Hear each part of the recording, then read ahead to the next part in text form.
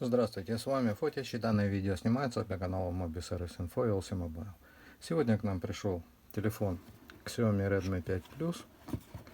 Сейчас мы посмотрим, вот есть записочка. Сейчас мы посмотрим, вот телефончик. Вот есть у нас телефон.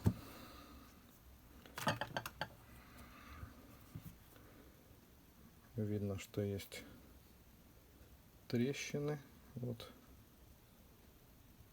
телефон после падения, углы выбиты. Так, хорошо. Так, читаем записку от хозяина телефона. Телефон сначала постоянно перезагружался и потом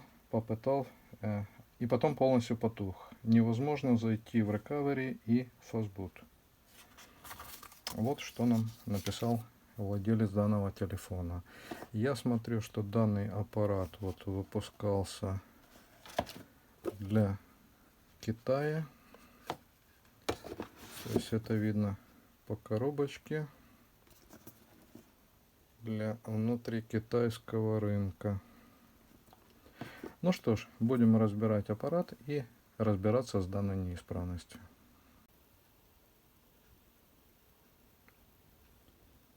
Я снял крышку, и вот что я обнаружил под крышкой. Аккумулятор уже не родной, его снимали, уже меняли. Аккумулятор вздутый. Кнопочка отпечаток вываливается. Теперь смотрим сюда. Экраны сняты. Это я еще не разбирал телефон. Экраны снимались, подпаивались к плате. Уже проводили какие-то действия с данным аппаратом. Винты закручены не по размеру. Данный винт, сейчас я вам покажу, который может пробить дисплейный модуль. Вот он. Он не закручен. Видите, вот. Попытка закрутить. Этот закручен. Завинчен. Второй у нас полностью тоже.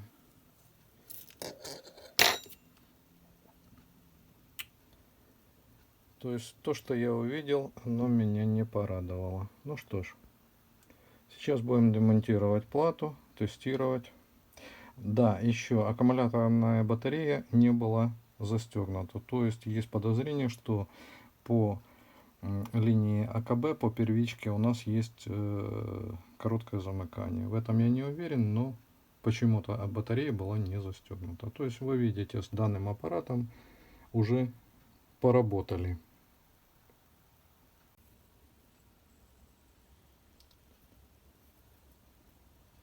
Я прозвонил основные линии. Замыкания как такового я не заметил. Сейчас я подпаяюсь вот этими двумя проводочками к плате и проверю питающие напряжения. В основном питающее напряжение присутствует. Дальше я поступлю следующим образом. Я демонтирую микросхему памяти и подключу данный аппарат к компьютеру. Если он будет обнаружен компьютером, значит с процессорной частью у нас все нормально. И дальше будем работать с микросхемой памяти. Нужно будет вычитать ее на программаторе. Как видите, я демонтировал микросхему памяти. Она уже накатана, готова к работе с программатором. А нашу системную плату мы сейчас поместим в корпус телефона, подключим к компьютеру. И если данный телефон у нас увидится, значит с процессорной частью у нас в основном все нормально. И будем работать с микросхемой памяти. Я поместил нашу плату в корпус телефона. И сейчас будем наблюдать подключение.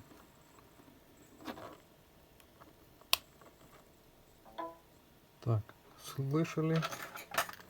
И вот, видите, у нас появилась надпись Qualcomm. То есть с процессорной частью можно считать, что все нормально. Смотрите. Еще раз подключаю.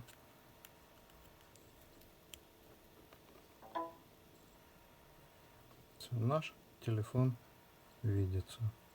Сейчас будем работать с микросхемой памяти. Вот такой результат мы получили после всех наших телодвижений. Сейчас мы соберем наш аппарат и с помощью UFI-бокса будем заниматься разблокировкой загрузчика и прошивкой данного аппарата. К сожалению, на данном этапе мы вынуждены завершить наш ремонт, так как цена ремонта неоправданно велика для данного аппарата. Тем более у нас разбит сенсор данного телефона, хотя он работает по всей плоскости, но, к сожалению, замена стоит денег, сам модуль стоит денег, плюс еще не оригинальная вздутая батарея, плюс поврежденный корпус и плюс еще замена микросхемы памяти 64 гига. Было принято с владельцем телефона решение не продолжать ремонт. На этом мы прекращаем, завершаем наш ремонт. С вами был Фотич, и данное видео снималось для канала Mobi Service Info и Ultimobile.